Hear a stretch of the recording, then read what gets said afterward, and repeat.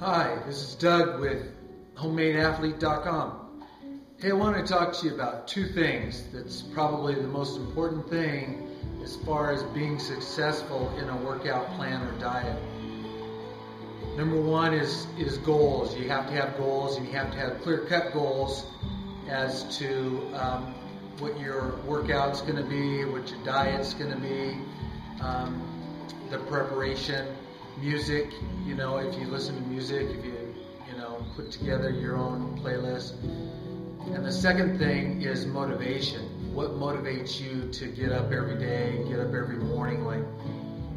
This right now it's 6:30 because I just got done working out, but it's in the morning. It's early January 2012. It's 25 degrees outside here in Idaho where I live, and we're working out of my garage. I'm here by myself, so you have to factor in all those issues in your goal making so that it can be as clear as possible. Like for me, when this happened, I weighed 205 pounds when this happened, and this was 4 years ago.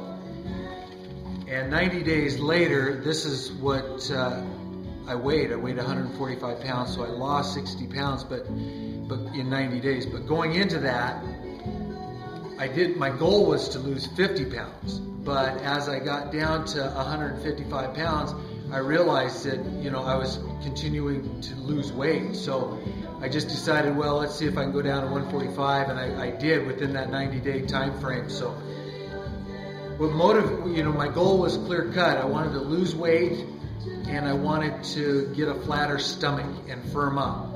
So I knew the basics of losing weight is to burn more calories than you take into your body.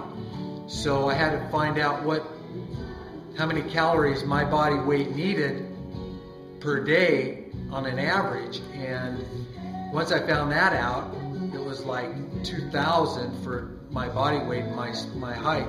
It was like 2,000 calories a day. So what I did is I dropped everything back to 1,000 to 1,500 calories and worked out like crazy, on the elliptical and did these basic exercises. And within 90 days, that's what happened. So it's really important, you have to make it up in your mind, how bad do you want it? One of the goals for me was I wanted to fit into certain pants that I kept for 10 years or 20 years, that I hadn't fit into, that were brand new.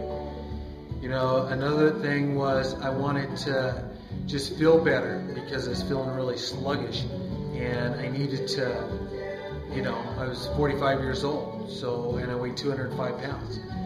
So once I had everything written down, all my goals written down, what I wanted to do, the exercises, the diet, the food that I was going to take, when I was going to take it, I knew I needed to shrink my stomach, so I needed to eat like 4 or 5 meals, smaller meals a day, which is what I did, and ate lots of protein, and just really every single day I was focused to get the weight lost because I was motivated, just because I was tired of it. I was tired of failing.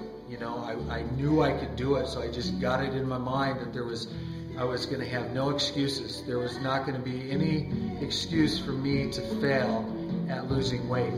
And the telling tale was when everybody kept coming up to me and saying, "Wow, Doug, what's wrong with you?"